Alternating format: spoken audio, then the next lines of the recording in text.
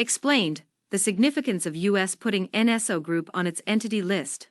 The United States Department of Commerce has added Israeli spyware company NSO Group, the maker of Pegasus, to its entity list. What does mean, and does it have implications for India?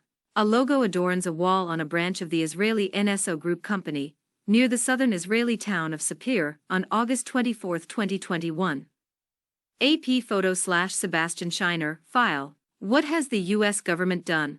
The U.S. government has added Israel's NSO Group and Kandara, alongside Russian cybersecurity firm Positive Technologies and Singapore-based computer security initiative consultancy PTE, to its entity list.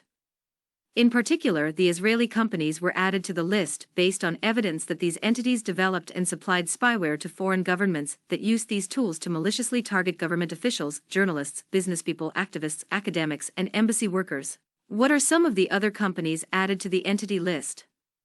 Chinese technology firm Huawei was added to the list in May 2019 by the Donald Trump administration on the basis of information that provided a reasonable basis to conclude that Huawei is engaged in activities that are contrary to U.S. national security or foreign policy interests, and its non-US affiliates pose a significant risk of involvement in activities contrary to the national security of the United States.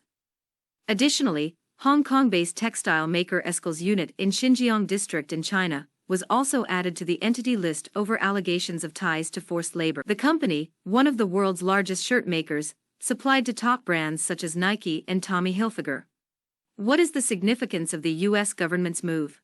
Being added to the entity list means the companies will not be able to access American hardware and software. However, given that companies like NSO Group and Kandara operate covertly, unlike public-facing products of companies like Huawei, enforcement of the restrictions remain unclear. Trade experts, though, have argued that this is an important flag planted by the U.S., given that most decisions earlier to put companies on the entity list involved China, with which the U.S. was embroiled in a trade war at the time. However, this time, the U.S. has taken a stance on a company being operated out of Israel, a longtime U.S. ally.